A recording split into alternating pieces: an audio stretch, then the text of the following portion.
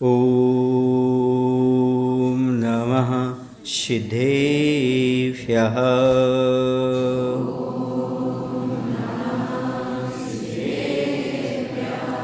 ॐ नमः सिद्धेभ्यः।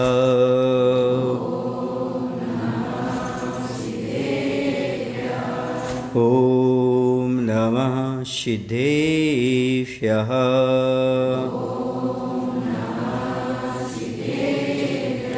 नमः श्रीवर्धमानाय निर्धूतकलिलात्मने सालोकानां त्रिलोकानां यद्विद्यादर्पणायते यद्विद्यादर्पणायते।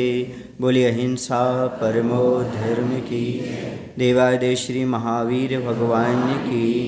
आचार्य गुरुदेव भवन श्री विद्यासागर जी महाराज की। आचार्य समय सागर जी महाराज की।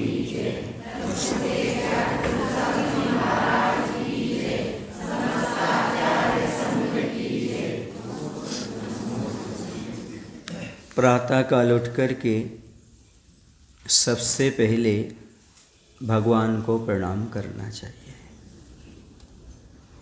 मात्र भगवान को नमस्कार ही नहीं करना है, बल्कि भगवान से ये भी कहना है कृतज्ञता के रूप में, हे भगवान आपकी कृपा बहुत अच्छी बनी है हम पर। हम सो कर के उठ गए। दुनिया में ऐसे बहुत सारे लोग हैं जो अभी तक सोकर नहीं उठे, और कुछ तो ऐसे हैं जो ऐसे सो गए कभी उठेंगे ही नहीं। हमारी तो आयु कर्म शेष है, ये सब आपकी कृपा है। पुनः हम आपके दर्शन और पूजन का सौभाग्य प्राप्त कर पा रहे हैं। हमें पुनः आपके दर्शन प्राप्त हो गए, इसी पर्याय में दर्शन प्राप्त हो गए, और अब हमारा पूरा का पूरा दिन अच्छे से निकलेगा। भगवान ऐसा करो, आपने हमें तो दर्शन दे दिए, जितने भी जीव हैं संसार में उन्हें भी आपके दर्शन प्राप्त हो जाएं, हमें ऐसी भावना होती है। हमारा भी कल्याण हो, सभी जीवों का कल्याण हो। हे भगवान संसार में जितने जीव हैं वह सब सुखी हो जाएं, कोई दुखी ना हो। ऐसा प्रातःकाल उठ करके यदि आप भगवान से निवेदन करते हैं, प्रार्थना करते हैं, तो दुनिया सुखी हो या ना हो, कि उस दिन आपका दिन सुखमय अवश्य व्यतीत होगा। जैसे हम भावना करते हैं, देखो ना, देवताओं ने भी तत्काल कह दिया महाराज जो कह रहे वो सही है, उन्होंने पानी की वृष्टि कर दी। आप सभी जीवों के कल्याण की भावना भाएंगे, आपका कल्याण निश्चित होगा। आप सबके सुखी होने की भावना भाएंगे, आप सुखी जरूर होंगे। आप भगवान से कृतज्ञता ज्ञापित करेंगे, जो चीज़ आपको नहीं मिली है कल वो आपको प्राप्त हो जाएगी। क्योंकि नकारात्मकता से नकारात्मकता मिलती है और सकारात्मकता से सकारात्मकता मिलती है। कभी शिकायत करते हुए दिन की शुरुआत ना करें, भगवान को धन्यवाद देते हुए दिन की शुरुआत करें। और भगवान को धन्यवाद ना दें, भगवान से कहें भगवान हम धन्य हो गए। क्या कहें? भगवान हम धन्य हो गए, गुरु महाराज हम धन्य हो गए कि आपकी कृपा से आज हमने सूर्य देख लिया, हमने प्रभात में सारी दुनिया देख ली, हमने आपका दर्शन कर लिया। ऐसा सौभाग्य हमारे लिए आपकी कृपा से प्राप्त हुआ है। वह कुंभकार भी संध्या वंदन से निर्वृत्त होकर के और बाहर आता है, और प्रभात कालीन सुनहरी धूप दिखी धरती के गालों पर, ठहर ना पा रही जो उषा काल से पूर्व प्रत्युष से ही उसका और उतावला हो उठा, आज अवा का अवलोकन करना है। उसका धैर्य जो है ना वह खोता जा रहा है, क्योंकि उसने जो अवा लगाया था उस अवा को देखने की इच्छा है। अंदर घड़ों की क्या दशा है, क्यों? क्योंकि उसके अंदर है तो विश्वास कि सब अच्छा होगा, लेकिन जो स्वप्न देखा है उससे मन में उथल पुथल हो रही है। आप कोई कार्य करते हैं, वह कार्य आपको विश्वास होता है कि अच्छा होगा, लेकिन कई बार कोई स्वप्न या कुछ ऐसी बात सुन लेते हो तो मन क्या हो जाता है, आकुल व्याकुल हो जाता है। तो उसका मन भी आकुल व्याकुल हो रहा है और वो समझ भी रहा है कि कार्य सब अच्छा होगा, लेकिन धैर्य नहीं है। क्यों? क्योंकि जो अपना कार्य कोई व्यक्ति करता है उसका फल सामने दिखाई ना दे तो उसका उतावलापन होना स्वाभाविक है। पर याद रखो, हर कार्य समय से होते हैं और धैर्य धारण करना पड़ता है। आप लोग कहते हैं संतोष का फल, सब्र का फल मीठा होता है, पर फल तो होता है, वृक्ष क्यों नहीं होता? संतोष का वृक्ष देखा आपने? आपने हमेशा सुना होगा संतोष का फल अच्छा होता है। संतोष का वृक्ष देखा आपने? संतोष का वृक्ष क्या है? जो आपका विश्वास है वही संतोष का वृक्ष है। विश्वास के बल पर ही व्यक्ति संतोष धारण कर सकता है। यदि विश्वास ना हो तो संतोष भी धारण नहीं कर सकता। इसलिए हर आदमी कहता है कि संतोष का फल, सब्र का फल, पर आदमी को सब्र है कहाँ? यदि विश्वास हो तो सब्र है, नहीं जो होगा अच्छा होगा। लेकिन कभी कभी सामने वाले की बातें सुन करके मन आकुल व्याकुल होने लगता है, क्योंकि संसार में कई प्रकार के लोग होते हैं, कई प्रकार की बातें करते हैं। हमने किया तो है, उसका फल मिलेगा कि नहीं मिलेगा, ये संदेह उत्पन्न होने लगता है, आदमी धीरज खो बैठता है। अब यहाँ पर कह रहे हैं कि कुंभ ने अग्नि परीक्षा दी और अग्नि परीक्षा ली गई। कुंभ ने तो अग्नि परीक्षा दी, लेकिन अग्नि की भी क्या हो गई? अग्नि परीक्षा हो गई।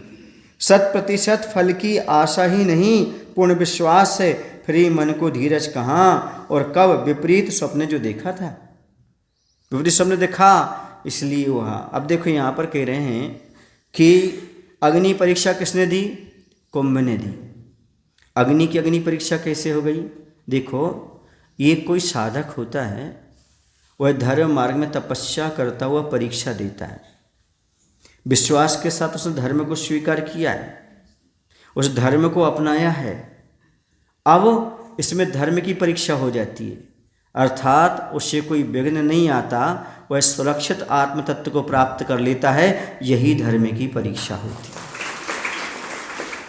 समझ रहे आप लोग? कई बार ऐसा होता है, जब कोई धार्मिक अनुष्ठान होता है तो सामने वाले की परीक्षा होती है।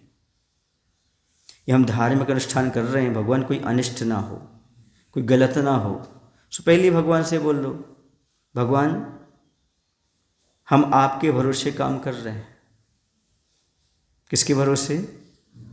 और ये प्रभावना का काम कर रहे हैं, अच्छा काम कर रहे हैं। यदि अप्रभावना होती है भगवान, तो मेरी अप्रभावना नहीं है, किनकी है? आपकी है। क्योंकि किसके भरोसे है ये सब काम? बोलो ना, बोल देना। द्रोण बस्ती में रहने वाले पार्षद भगवान से, यहाँ रहने वाले आदिनाथ भगवान से, जो ये कार्य हो रहा है शांतिनाथ भगवान से बोल देना, जो कार्य हो रहा है आपके भरोसे हो रहा है। अब जिम्मेदारी किनकी है? भगवान की। हमारी परीक्षा नहीं है। अब किसकी परीक्षा है? भगवान आपकी परीक्षा है। क्योंकि हमें कौन जानता है, हमारा किसको परिचय है? ये अप्रभावना किसकी होगी? बोलो ना। उत्तम बात कौन सी है? धर्म की बात है। किसकी बात है? इसलिए जो हम कार्य कर रहे हैं ये अच्छी भावना से कर रहे हैं, ये धार्मिक अनुष्ठान है, इसमें कहीं गड़बड़ी नहीं आना चाहिए। आती है तो आप जिम्मेदार हो। कौन हो? भगवान आप जिम्मेदार हो। एक बार हम शांतिनाथ भगवान के पास बैठे थे, यहाँ नहीं, बहोरी वन क्षेत्र पर।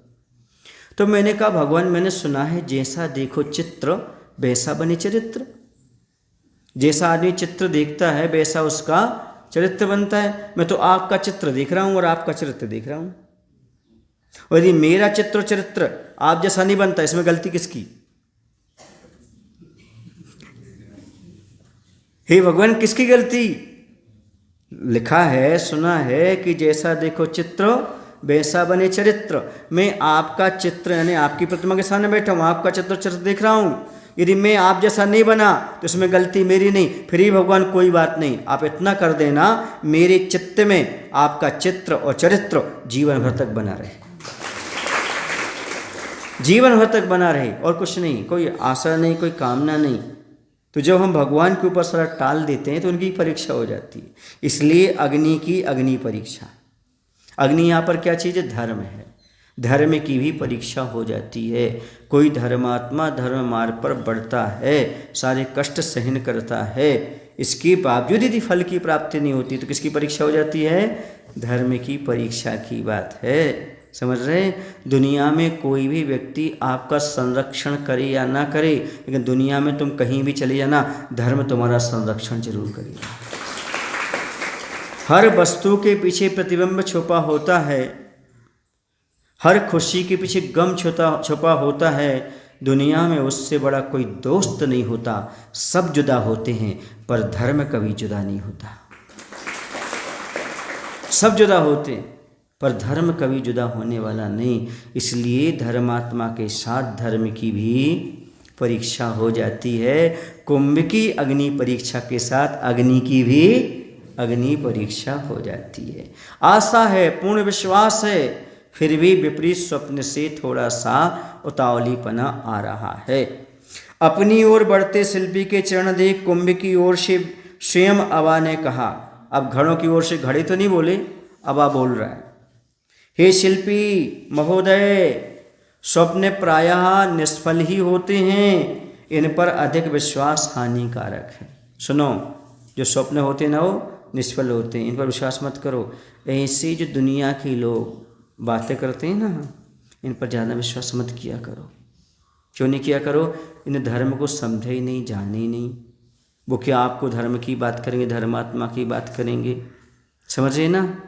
जो लोग आलोचक होते हैं, अनुमोदक नहीं होते हैं। कैसे होते हैं? धर्म मार्ग पर बढ़ने वालों की अनुमोदना करने वाले बहुत कम मिलेंगे, लेकिन आलोचना करने वाले बहुत मिलेंगे। तो उनके लिए कह रहा हूँ मैं, सुनो, आचार्य भगवंत के बारे में बोलूँ मैं। वो इतने बड़े कि आदि मंजिल पार कर गए। आदि मंजिल समझते हो? गुण स्थान कितने होते हैं? 14। और मुझे आज कौन से गुण स्थान में होते वर्तमान में? 7 तक पहुंच जाते ना। तो वो इतने चले कि आदि मंजिल तय कर गए। तुम हो कि एक कदम नहीं चलते, रफ्तार की बात करते हो। नहीं ऐसा में तुम हो एक कदम नहीं चले और रफ्तार की बात करते हो। हर किसी की बात मत सुना करो। जो मंजिल को प्राप्त किए हैं उनकी बात रफ्तार नहीं समझते। रफ्तार में गति क्या होते हैं? गति की बात करते। इस गति से चलो, इस गति से चलो, इस गति से चलो। समझ गए? ये उर्दू शब्द है रफ्तार। जैसे अवतार होता है ना, ऐसे रफ्तार होता है। तो रफ्तार माने गति होता है। समझ आया? तो क्या कह रहा था मैं कि वो इतने चले कि आधी मंजिल पहुंच गए, और तुम हो कि किसकी बात करते हो? रफ्तार की, गति की बात करते हो। कहने का तात्पर्य ये है कि जो विपरीत बातें हमारे सामने आती हैं वो स्वप्न समझ के छोड़ देना चाहिए। क्या? स्वप्न समझ करके छोड़ देना चाहिए, वरना कभी तुम धर्म कार्य नहीं कर सकते। ये सब निष्फल हैं। स्वप्न क्या है? सो यानी अपना, पा यानी पालन संरक्षण, और ना यानी नहीं। सो माने अपना, पा स्वपन, तो सो माने अपना, पा माने पालन संरक्षण, और ना यानी नहीं। जो निज भाव का रक्षण नहीं कर सकता वह औरों का क्या सहयोग देगा? स्वप्न स्वयं अपनी रक्षा नहीं कर पा रहा है, जो कह रहा है, दिखा रहा है, वो साकार ही नहीं हो पा रहा है। वो स्वप्न अपने आप में शब्द बता रहा है कि जो स्वयं का संरक्षण नहीं कर पाता वह कौन है? स्वप्न है। तो फिर उसका विश्वास क्यों करते हो? मन न समझे। जिसके जीवन में धर्म कर्म है ही नहीं, स्वयं के बारे में सोच नहीं रहा है और धर्मात्मा की आलोचना कर रहा है, उसकी बातें कभी सुनना ही नहीं चाहिए। ये सब स्वप्न के समान हैं। और कहते हैं अतीत से जुड़ा, मोह से मुड़ा, बहु उलझनों में उलझा, मन ही स्वप्न माना जाता है। सुन रहे? स्वप्न क्या है? जो मन जो है हमारा अतीत से जुड़ जाए, भूतकाल की बातों में घूमने लगे, है ना, और भविष्य के बारे में सोचने लगे, बहुत उलझनों में उलझा हुआ मन जो है, उसी मन में क्या आते हैं? स्वप्न आते हैं। जो ज़्यादा स्वप्न देखता है बहुत उलझनों में रहता है, बहुत उलझनों में रहता है। समझ रहे ना? कुछ लोग होते हैं ना, बैठे रहेंगे ना तो ऐसे बैठे रहेंगे, आहार के समय भी ऐसे खड़े रहेंगे, समझे इनका कुछ उलझन है। ये हाथ बंधे ना, समझो कोई उलझन में जी रहा है ये आदमी। दिखता है ना? दिख रहा है ना? हाँ, तो कोई आदमी ऐसा बैठा हुआ ना तो समझना कोई उलझन में बैठा है। देखो उलझन में बैठा है, कुछ ना कुछ विकल्प में चल रहा है, कोई ना कोई मन में बातें चल रही हैं। ये तो शांत बैठता है। या फिर ऐसा कैसा, गुरु के सामने, प्रभु के सामने कैसे, ऐसे कोई आत्म ध्यान में नहीं, ऐसे बैठ जाते, खड़े हो जाते, कोई ऐसे खड़े हो जाते, कोई, तो ये उलझन है, ये प्रतीक है। कुछ लोग आकर के बैठ जाते हैं ऐसे, समझ जाओ ये कहीं मन में विकल्प लेके आया है, वो बोले चाहे नहीं बोले, स्पष्ट समझ में आ जाता है क्या लेके आया है वो, कोई उलझन में फंसा हुआ आदमी आया है। ये परीक्षण है, आपके हाव भाव बता देते हैं। और हमारे जैन दर्शन में केवल ज्ञान चूड़ामणि ग्रंथ है, उसमें ये ज्ञात कर सकते हैं आप सामने वाला झूठ बोल रहा है कि सही बोल रहा है। क्या वो आकर के बैठा आपके पास, बैठने के बाद आप तो नहीं जान पाओगे, जिसने पढ़ा है ज्ञान वो बैठा है, उसने 4 शब्द बोले। क्या बोले? उसने पहला शब्द कौन सा बोला, अंतिम कौन सा बोला, उससे आप पकड़ सकते हैं कि ये सत्य बोल रहा है कि झूठ बोल रहा है। अब वो कितनी सफाई देता रहे, सुने, वो शब्द बता रहा है वो झूठा है, और कितना कुछ भी बोले, कुछ भी कहे, तो उसकी सुनने वाले नहीं। आज जैसे कभी कहते कि मतलब वो बात सुन नहीं पाते, अच्छे तो फिर से सुनना चाहते हैं, ताकि आप वो शब्द बोलो, शब्द बोलोगे ना तो फिर पकड़ में आ जाएगा तुम क्या बोल रहे, सही बोल रहे कि झूठ बोल रहे हैं। समझ रहे ना क्या बोला आपने, फिर से बोलना, तो वो शब्द बोलेगा, शब्द बोलेगा, तत्काल उसका आकलन कर लिया जाए, सा है, भा है, आ है, पंचम वर्ण है, षष्ठ वर्ण है, बस उससे मालूम पड़ जाता तुम सही बोल रहे कि गलत बोल रहे, तुम्हारी बात सही है कि झूठी है। बस समझ रहे हैं, एक ज्ञान जैन दर्शन है पूरा है, आप कहाँ सही बोल रहे, कहाँ गलत बोल रहे, क्या सब पकड़ में आ जाता है। अब आपको बताने बैठ जाएंगे तो आपको घंटों भर लग जाएंगे, कौन से शब्द से क्या होता है, किसी, जैसे कल हमने उसका बताया था ना, किसका, स्वप्न का। ऐसे इसमें हमारे जन से सारा ज्ञान है, हर आदमी को पकड़ सकते हो आप कि सत्य बोल रहा है कि झूठ बोल रहा है। ऐसे कुछ लोग पढ़ लेते हैं जैन शास्त्रों को, तो वो उसमें अपने ड्रामा दिखाने लगते हैं, हम आपके मन की बात निकलवाते हैं। क्या करते हैं, ये सारे के सारे लिखे हुए हैं जैन दर्शन में, सारी चीज़ें हैं, आप झूठ नहीं बोल सकते, सब आगे बाहर निकल करके सामने आ जाता है। तो यहाँ पर ये बात कही जा रही है, उलझनों में उलझा हुआ है, ये मालूम पड़ जाता है कौन सी उलझन लेकर के आया है। अब कुछ वैद्य ऐसे होते हैं, आपकी नाड़ी देखेंगे और बता देंगे आपको कि आपने 25 दिन पहले आत्महत्या के भाव किए थे, आपने 15 दिन पहले आत्महत्या के भाव किए थे, आपके अंदर से नेगेटिविटी है। क्यों पकड़ लेंगे? क्योंकि आपके अंदर की जो आवाज़ है नाड़ी के माध्यम से बताती है आपकी नेगेटिविटी आपके अंदर कब आई थी, एकदम हीन भावना आपके अंदर कब पैदा हुई थी, ये सारी बातें जानकारी में आ जाती। सुन रहे, ये आपकी जो चेहरे की जो है ना, ये बता देती हैं। हमने वो समझ गए कि आपको भाव समझ में नहीं आया, रफ्तार माने क्या होता, हमने क्यों पूछा, आपने पूछा हमसे, पर हमने कैसे बता दिया, आपका चेहरा बता देता है कि आपकी बात समझ में नहीं आई है। ये जो ऊपर की रेखाएं होती ना, हाँ सुन रहे ना, भाव की कोई आकृति नहीं होती, भाव की कोई आकृति नहीं होती, पर आपके चेहरे की आकृति से आपके भाव पढ़े जा सकते हैं। भावों की कोई आकृति नहीं है, लेकिन आपके चेहरा बता देता है आप किस भाव से आए हैं, कैसे आए हैं, क्या है आपका उद्देश्य, क्या है आपका पर्पस, क्या है, ये सारी चीज़ें। कुछ लोग आते हैं, बुरा नहीं मानना, वो कहें हमारे यहाँ ऐसा होने वाला है, ऐसा होने वाला है और ऐसी बात है। उन्हें धर्म नहीं करना, मत सुरक्षा चाहिए उन्हें। क्या चाहिए उन्हें? सुरक्षा मिल जाए फिर हम कुछ भी कर सकें। धर्म करना अलग है और सुरक्षा चाहना अलग है। उसका सदुपयोग नहीं करता आदमी, बस सुरक्षा चाहता है। हमें महाराज की तरफ से क्या लग जाए? सील। सील समझते हो? नहीं समझते? ठप्पा ठप्पा, बस बाकी हम अपना काम करते जाएं। तो आदमी समझ में आ जाता है कि उस कहाँ पर सही और कहाँ पर गलत है। और एक बात स्वर ज्ञान भी होता है। कौन सा ज्ञान? दायां स्वर, बायां स्वर, चंद स्वर और सूर्य स्वर। जैसे आपने आकर के बैठ कर कौन से स्वर में बात की है वो भी समझ में आ जाएगी हमारा कौन सा स्वर चल रहा है। ये आपका कार्य सफल होगा या नहीं होगा। आप अच्छी भावना से आए हो, गलत भावना से आए हो, हमारा स्वर बता क्या देंगे। अभी चर्चा नहीं करेंगे, बाद में करेंगे। सुन तो लेंगे, अभी नहीं, बाद में। समझ में आया? आपने आचार्य से को देखा होगा, बहुत सारे लोग जाते थे बैठने वस्तु करते, आचार्य से हमें व्रत चाहिए, व्रत चाहिए, आचार्य से पहले देख लेते थे, बाद में आना। वो चला जाएगा, 2 दिन बाद आएगा, बाद में आना। वो 4 दिन बाद फिर आएगा, बाद में आएगा।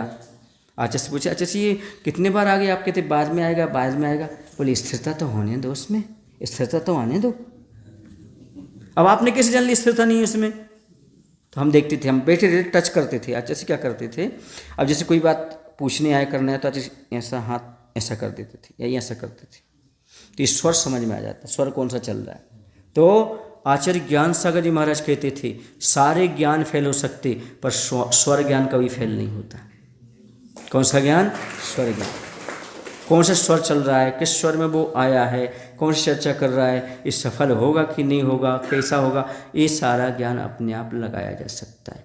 ज्ञानार्णव ग्रंथ है हमारे यहाँ आचार्य सुखचंद्र महाराज का, उसमें पूरा का पूरा स्वर ज्ञान लिखा हुआ है। समझ में आया? कहीं ज्योतिषी के पास जाने की जरूरत नहीं है, कोई मुहूर्त खोलने की जरूरत नहीं है, महाराज ने कह दिया वही मुहूर्त है। हम सरोज नगर में थे।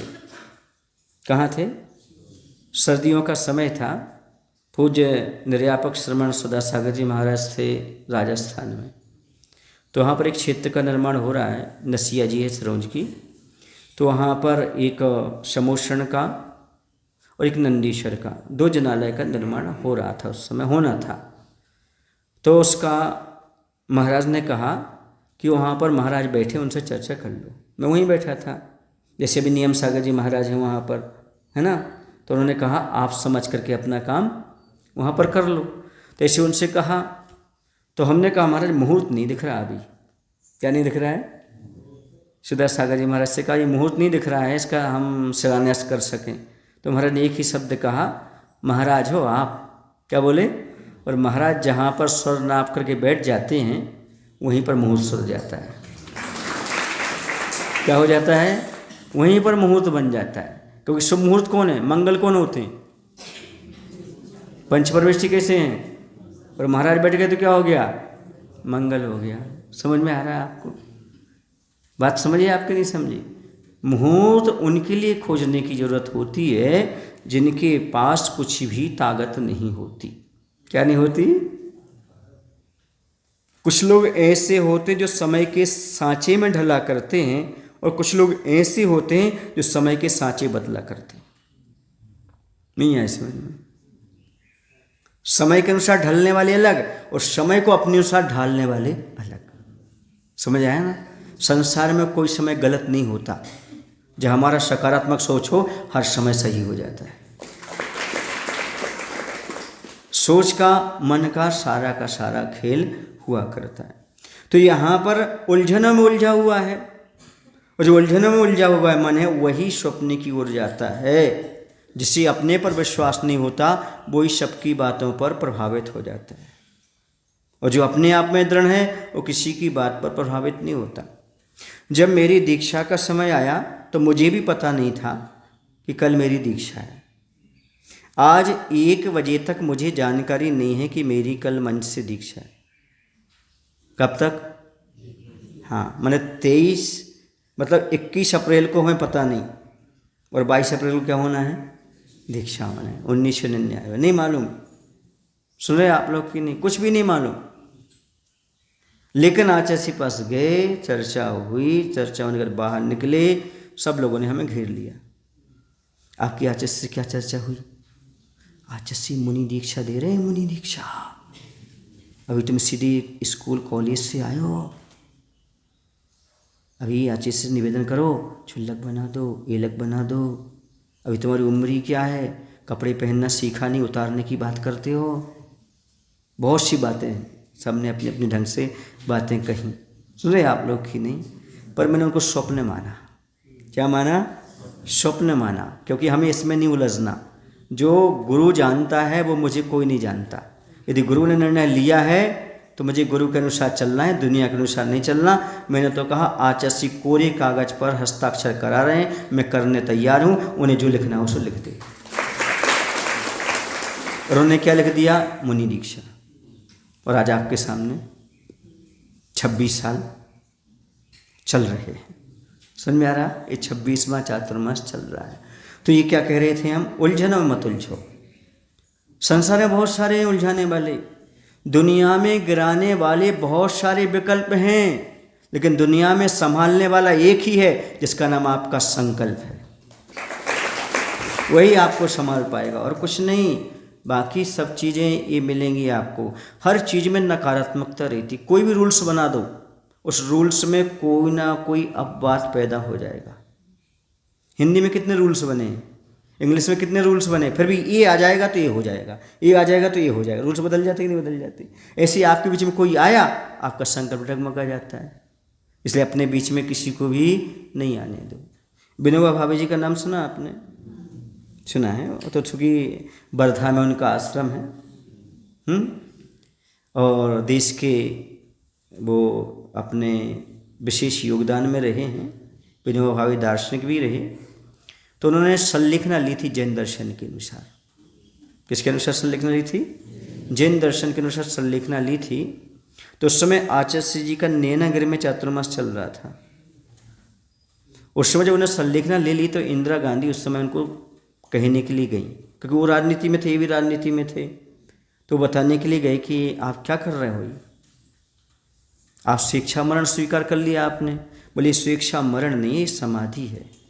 जैन दर्शन के अनुसार समता पूर्वक शरीर का त्याग करना है। सुने आप लोग? उस समय उन्होंने एक ही बात कही इंदिरा गांधी से, अब मैं और परमात्मा दो हूँ। कौन हूँ?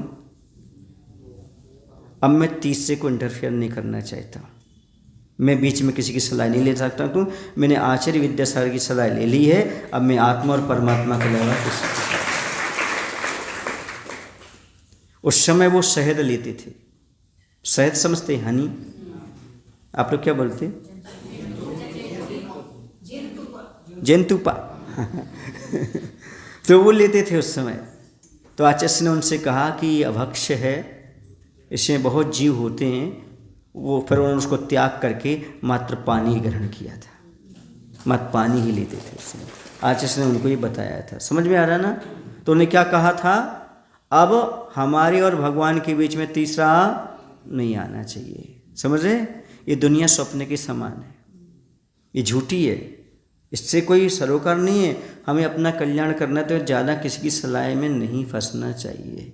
समझ रहे आप लोग कि नहीं? हाँ, क्योंकि जो माता पिता पहले मना करते हैं वही बाद में आकर के नमोस्तु करते हैं, है ना? यही है ना? हाँ, अरे ये क्या करेंगे, क्या करेंगे, जब कर लो तब मालूम पड़ता क्या करेंगे। जागृति के सूत्र छूटते हैं स्वप्न दशा में। आत्म साक्षात्कार संभव नहीं, तब सिद्ध मंत्र भी मृतक बनता है। जागृति के सूत्र छूटते हैं, अर्थात स्वप्न में कभी भी जागृति रहती ही नहीं। जागृति है तो स्वप्न ही नहीं है, स्वप्न है तो जागृति नहीं है। और कह रहे हैं आत्म साक्षात्कार संभव नहीं, यानी सोते समय आज तक किसी को सम्यक दर्शन प्राप्त नहीं हुआ। क्या? साकार उपयोग कहा, जागृत उपयोग कहा। जब सम्यक दर्शन प्राप्त करना हो आपको तो जागृत अवस्था में ही सम्यक दर्शन प्राप्त होगा। हाँ, सम्यक दर्शन प्राप्त होने के बाद सो जाओ, सम्यक दर्शन बना रहेगा। लेकिन ग्रहण करते समय, प्राप्त करते समय सुप्त दशा में सम्यक दर्शन प्राप्त नहीं हो सकता। जब भी होगा तो जागृत दशा में ही होगा। इसलिए आत्म साक्षात्कार का अर्थ है आपके लिए सम्यक दर्शन आदि की प्राप्ति सोते हुए न आज तक हुई है। किसी को सपने में सम्मर्शन हुआ? आपने इतना सब पढ़ा है, कभी आपने पढ़ा हो कहीं किसी ग्रंथ में किसी को सोते सोते सम्यक दर्शन हो गया हो? सद लगा वालो? तो तुम्हें भी सोते सोते नहीं होगा, पक्का है। जब भी होगा तो जागोगी तभी सम्यक दर्शन की प्राप्ति होने वाली है। सोने वाले को सम्यक दर्शन की प्राप्ति नहीं। और सिद्ध मंत्र भी कोई काम नहीं करता। जो मंत्र हमारे सिद्ध हो गए हैं वह भी सोते सोते कभी कोई काम नहीं करते। बात समझ में आ रही है आपको? तो इस बात को समझने की आवश्यकता हमें है आज वर्तमान में भी, कि स्वप्न पर ज़्यादा विश्वास नहीं करना, कुछ अपने कार्य भी करना है। ये बताओ, स्वप्न देखते रहोगे कि साकार भी करोगे? तो सोते सोते साकार होते हैं क्या? रोते रोते होते हैं क्या? भाग भर से बैठे होते हैं क्या? नहीं। जब तक पुरुषार्थ नहीं करोगे, आगे नहीं बढ़ोगे इस दशा में, तब तक स्वप्न साकार नहीं होते। अब क्या होता, यूं अबा की आवाज़ सुनता सुनता अब वो शिल्पी अबा के और निकट आया। अब अबा ने अपनी बात कह दी, ये सारी बातें अबा कह रहा है। कौन कह रहा है? अबा। अब वो शिल्पी और निकट आ गया, पर कहाँ सुनी जा रही कुंभ की चीख।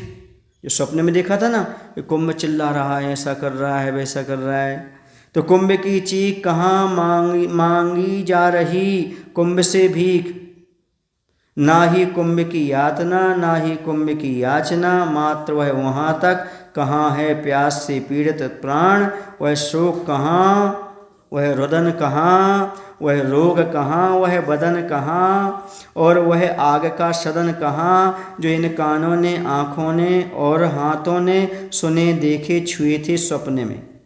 सपने उसको आवाज़ आ रही थी, कौन चिल्ला रहा है, कौन चीख रहा है, कुछ मांग रहा है, हमें खाने पीने को दो, हम अब अग्नि परीक्षा नहीं दे पाएंगे, आदि आदि सुना था ना उस समय।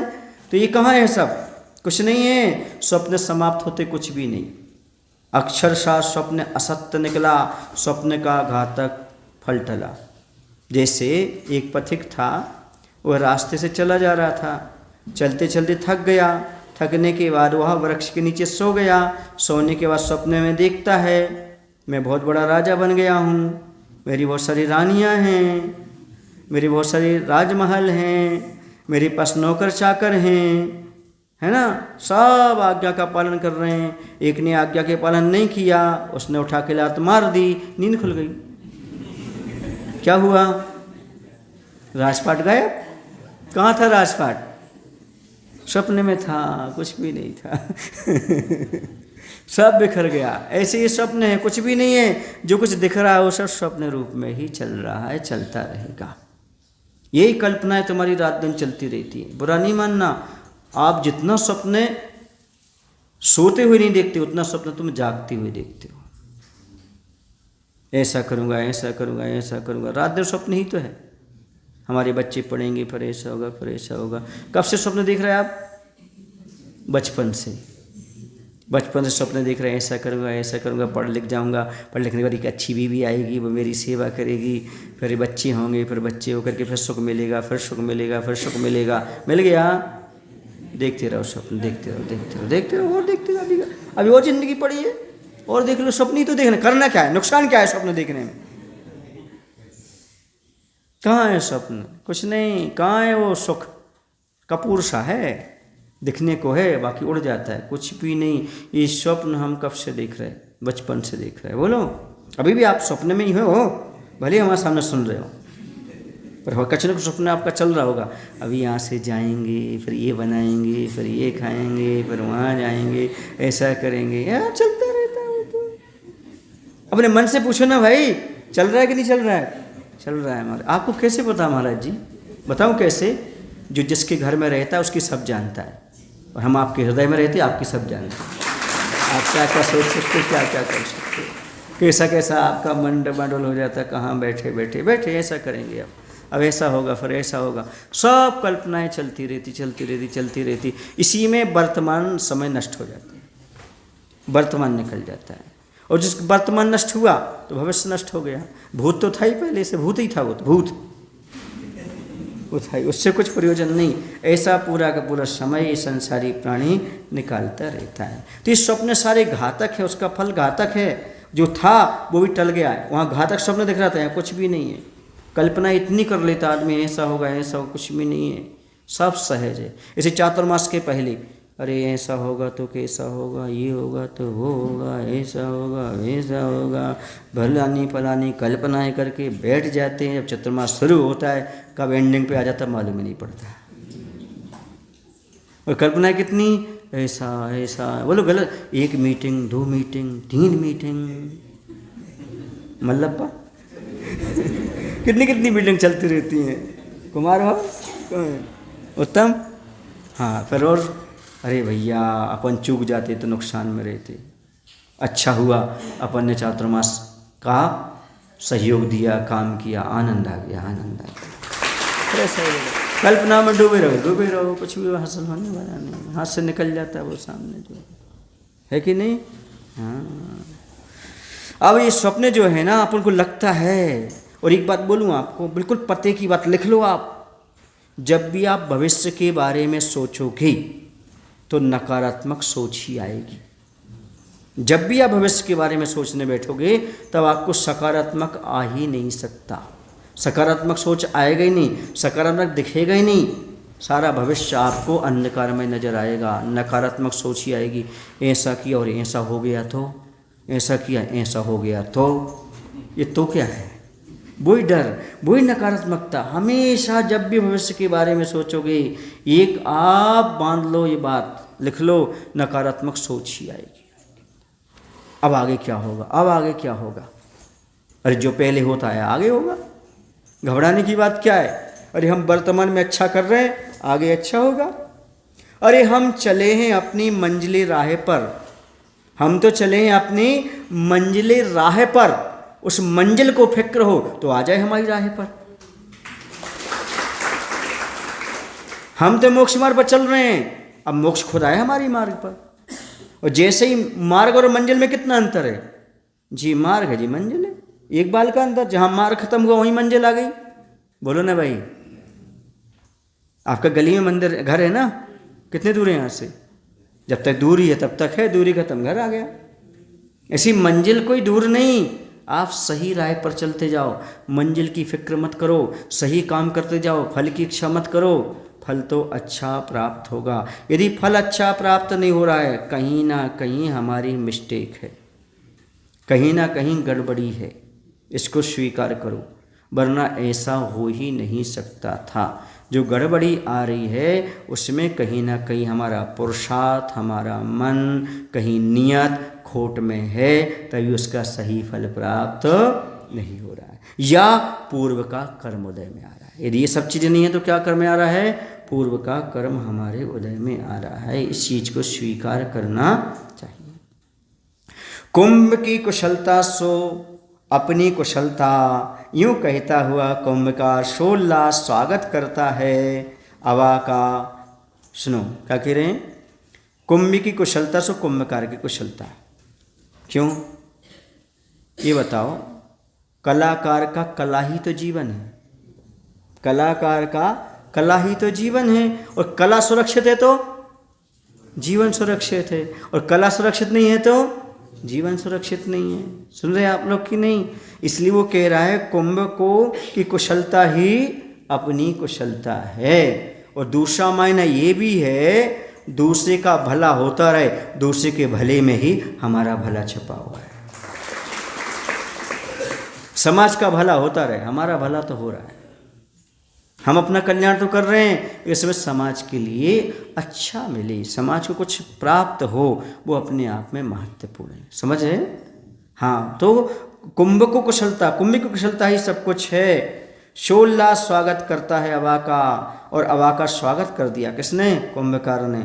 और रेतिल राख की राशि को जो अवा की छाती पर थी, हाथों में फावड़ा ले हटाता है। ज्यों ज्यों राख हटती जाती त्यों तो कुंभकार का कौतूहल बढ़ता जाता कि कब दिखी वह कुशल कुंभ। और उसने फावड़ा लिया, और जो अवा जो जल जाती लकड़ी वगैरह, तो घड़े के ऊपर सारी राख जम चुकी है, और राख को है उठा रहा है, अलग कर रहा है, शकील शकील करके साइड में कर रहा है, और उस अब घड़े कैसे होंगे, घड़े कैसे होंगे, ऐसा वह देख रहा है ना। अब क्या होता है?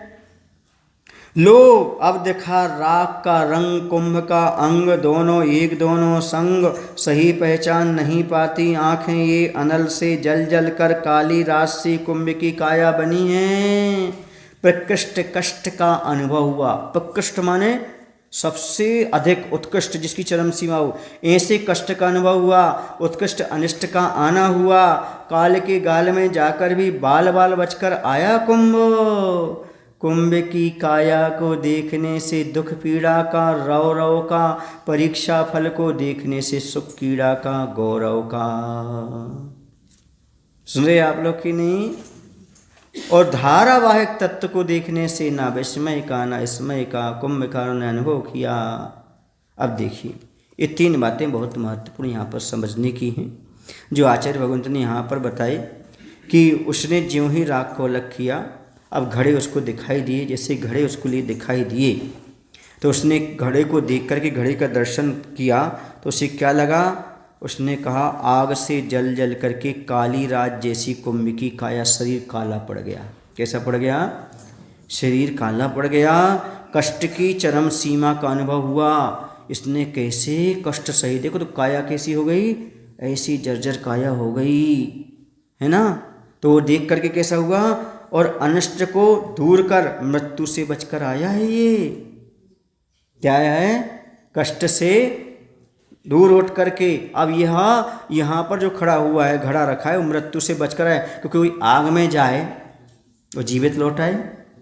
कैसा है, जो सारे के सारे वस्त्र आभूषण उतार करके दिगंबर होकर के साधना करता है, उसका काय फीकी पड़ जाती है तपस्या करते करते। तो बाहर से लगता है भैया कितने कष्ट में है, इसने चरम सीमा तक कष्ट को सहन किया है। लेकिन जैसे इनके अंदर तो रोना सा आता है, देखो ऐसी काया हो गई। लेकिन जैसे उनके अंदर के परिणाम देखते हैं कर्णजरा के भाव, वैसे गौरव की बात आती, धन्य है ऐसी तपस्या, धन्य है ऐसी तपस्या, गौरव ज्ञात हो जाता है, धन्य है। बाहर से शरीर दिखता है, देखो उपवास व्रत संयम नियम पालते पालते काया कैसी ऐसी, लेकिन अंदर जब वो है माया को प्राप्त करता है, आत्मशक्ति जागृत होती है, उसका आनंद अलग ही होता है। ये क्या बात हुई, बात ये हुई जब वह कुंभ की काया को देखता है तो दुख पीड़ा नजर आती है, और रव रव माने रोना आता है। और जब परीक्षा फल को देखने से, ये देखो इतनी बड़ी परीक्षा से पास होके आया है, तो आनंद आता है। देखो हमारी शिल्प काम में आ गई, हमारी मेहनत काम में आ गई। जब आचार्य भगवान दीक्षा देते होंगे तब उस समय उनको कैसा लगता होगा, हम इतने सारे लोगों को तैयार तो कर रहे हैं, 24 25 25, है ना।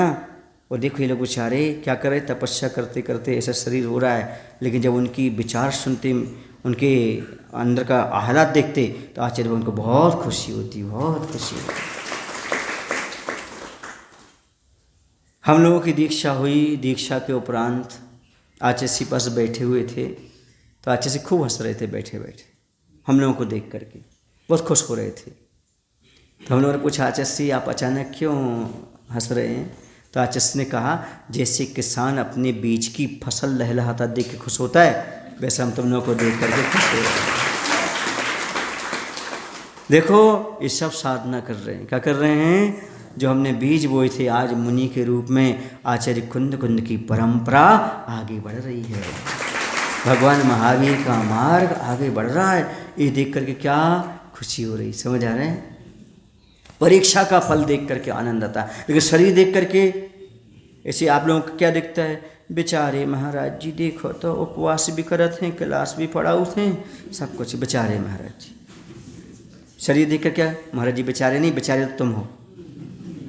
हाँ महाराज तो बेचारे नहीं है, बेचारे माने सहारे।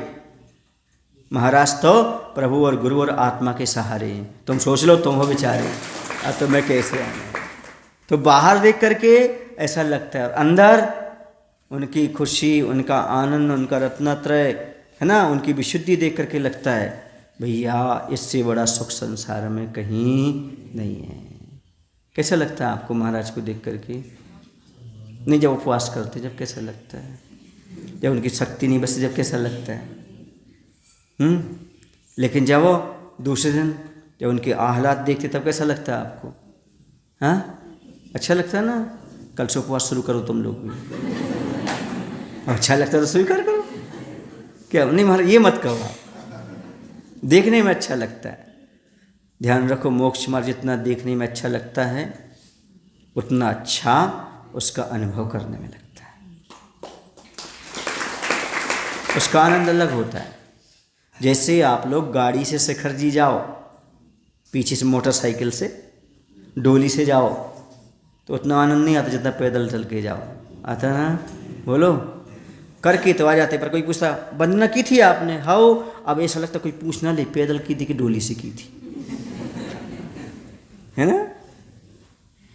जो स्वावलंबन की जिंदगी है उसका आनंद अलग है, जो आप पैदल चल के जाते हो उसका आनंद अलग होता है। वैसे जो साधना करते करते करते ये विश्वास हो जाता है हमारी आत्मा में अनंत शक्ति है। क्या है?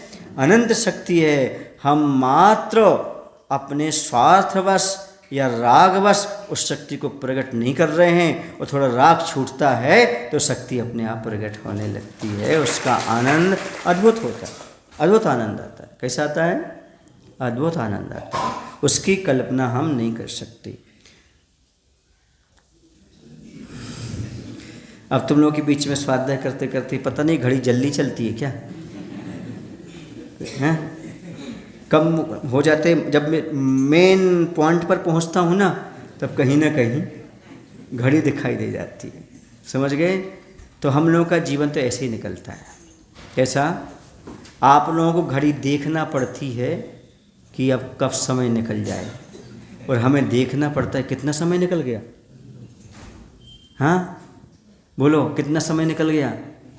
चतुर्मास का कितना निकल गया? लग रहा है कितना समय, 1 महीने से ज़्यादा निकल गया होगा। तो ऐसे निकलता जाता है। जो हमारे धर्म ध्यान के समय है, स्वाध्याय के समय है, आत्म तत्व को जानने का समय, पता नहीं कब निकल जाता। मैं पहले सोचता था, मैं आपको बताऊं, मेरी मूर्खता बताऊं आपको, मैं पहले समझता था ये स्वर्ग में जाके करेंगे क्या, सागर उपमायु तक वहाँ करेंगे क्या? क्या सागर उपमायु कितनी लंबी होती है, वहाँ जाके करेंगे क्या सागर उपमायु? अब मालूम पड़ रहा है वहाँ तत्व चर्चा करते रहते हैं। क्या करते रहते हैं? तत्व चर्चा। विधि क्षेत्र में जाकर के भगवान का समूषण में दिव्यपान करते रहते हैं, आके दिन चित्तल की वंदना करते रहते हैं। उनका तो पल भर में समय निकल जाता। जैसे अपन स्वाध्याय करते हैं, कब सुबह होती मालूम नहीं, कब शाम होता मालूम नहीं। बोलो ना, आप लोगों को ऐसे लग रहा होगा, हाँ जैसे अभी गए अभी गए हुआ, कैसे समय निकल जाता है। सही जैसे आपको मालूम नहीं पड़ता, अब मालूम पड़ रहा है कि सुख के दिन कितने जल्दी खिसक जाते हैं। नरकों में लगता होगा जरूर, एक एक पल निकालना मुश्किल। ऐसे ही ये तत्व ज्ञान में जब लगते हैं, स्वाध्याय करते हैं, माला फिरते हैं, मालूम नहीं पड़ता कब 12 बज जाते हैं, कब 3 बज जाते हैं। कई लोग तो ये पहुँच जाते हैं अध्यक्ष वगैरह, महाराज समय हो गया, और हम लिखते ही रहते हैं, वहाँ पढ़ते ही रहते हैं। हम कहते भैया तुम आए हो, हमें तुम्हें देख ले, चलो अब चलते हैं। हम तो बैठे ही थे इसके लिए। समझ आ रहा है? तो ये सुख के दिन कहलाते हैं। आपको लगता दुख है, नहीं। जब तत्व में डूबता है जीव, ये विषय का शान से दूर हट करके, राग द्वेष से दूर हट करके जब आत्म तत्व की ओर जाता है, स्वाध्याय करता है, धर्म ध्यान करता है, तब कब समय निकल जाता, कब सुबह कब शाम कब मालूम नहीं। विस्मय समाप्त। यहाँ कहा ना तीसरी अवस्था। पहली अवस्था कौन सी बताई थी? कि जब कभी काया को देखो तो क्या होता, शरीर को देख करके कष्ट नजर आता है, और जब उनके परीक्षा को देखो तो परीक्षा के फल को तो आनंद आता है। लेकिन तीसरा धारावाहिक तत्व को देखो, आत्म तत्व को ध्यान रखो तो ना विस्मय होता है और ना स्मय होता है, ना तो कोई आश्चर्य होता है और ना कोई अहंकार होता है। 3 प्रवृत्ति। शरीर को देखो तो दुख होता है, कोई साधक साधना करता है, शरीर की ओर देखो तो दुख होता है, और जब उनके अंदर की परीक्षा दे रहे हैं, तपस्या कर रहे हैं, उसको देख करके आनंद आता, सुख होता है। और जब तत्व की ओर देखो, हमारा आत्म तत्व तो नष्ट होने वाला है ही नहीं, कितनी तपस्या कर लो, कितनी साधना कर लो, शरीर तो शरीर है। उस आत्म तत्व की ओर देखते हैं, ना तो कोई आश्चर्य होता है और मैंने इतनी तपस्या की, इसका अहंकार भी नहीं होता है। तीनों बातें आज इतनी सी में बता दी, तुम समझ रहे ना? तीनों बातें, पूरा तत्व बता दिया है ना, द्रव्यानुयोग का सार दे दिया। शरीर को जब भी देखोगे, जब आपको दुख नजर आएगा, तपस्या की ओर देखोगे तो, कर्म नजरा की ओर देखोगे तो सुख नजर आएगा, और जब आत्म तत्व की ओर देखोगे ना तो आपको सुख आएगा ना दुख आएगा, मात्र समता परिणाम आएगा। सुन रहे हैं आप लोग? मैंने इतनी तपस्या की। बाहुबली भगवान को याद करो, तुमने 1 दिन का उपवास किया तो सोच रहे हो, उन्हें तो 1 वर्ष तक निराहार उपवास किए। बाहुबली भगवान ने मुनि अवस्था में आहार ही नहीं किया, केवल ज्ञान प्राप्त कर लिया। क्या नहीं किया? आहार ही को नहीं उठे, वो दीक्षा ली और खड़े हुए तो खड़े ही रहे। 1 वर्ष तक एक स्थान स्थित निराहार उपवास किए, इसीलिए प्रभु गोमटेश जी मम्मन में आवास लिए। 1 वर्ष तक निराहार, किसी घर ही नहीं गए, कभी अंजलि ऐसी नहीं की। अब बोलो बाहुबली को सल्ल कैसे आएगी? ऐसे महाराज को सल्ल लिख दिए थे बाहुबली को शल्य थी, भरत गए, उनकी शल्य दूर हुई, उन्हें केवल ज्ञान हो गया। तो वे वृत्ति कैसे थे? वो निशल्य वृत्ति, शल्य से रहित होते वो वृत्ति होते हैं, समझे ना। अब कभी मत कहना, ना सुनना किसी से कि बाहुबली को शल्य थी, क्योंकि शल्य हो ही नहीं सकती, क्योंकि वृत्ति निशल्य होता है। माया मिथ्या निदान, ये क्या बाहुबली को पर सहेंगी क्या? जो निराहार उपवास 1 वर्ष तक खड़े, वो तो नियोग था, इनका जाना हुआ और उनको केवल ज्ञान होना हुआ, तो कह दिया उनके अंदर शल्य थी। ऐसा तत्व मुनि के अंदर, बात समझ में आ रही? 1 वर्ष तक, कितने वर्ष तक? निराहार उपवास किए, आहार करके उपवास नहीं किया। सभी तीर्थंकरों ने आहार किया है, फिर उपवास किया है, लेकिन बोलो पहले उपवास, फिर आहार, फिर उपवास। लेकिन बाहुबली भगवान ने तो दीक्षा लेते ही वो जो उपवास लिया उसी के साथ केवल ज्ञान को प्राप्त। 1 वर्ष तक हिले डुले नहीं। पैरों के ऊपर से क्या हो गया? बेल लताएं चढ़ गईं, सांप ने अपने घर बना लिए, बामी बना लिए, वहाँ पर रह गए। ऐसा ये है अपने आप में तत्व। जब उसकी ओर ध्यान दो तब लगता है काय का अभिमान, हमने क्या किया, हम क्या कर रहे हैं, अभी तो हमें बहुत कुछ करना बाकी है। क्या? बहुत कुछ करना बाकी है। हम बाहुबली आदिनाथ जैसे कुछ तो करें अपने जीवन में। आया अब आपको समझ में? करोगे आप लोग कुछ? महाराज जी आप हम लोगों से क्यों पूछते हो?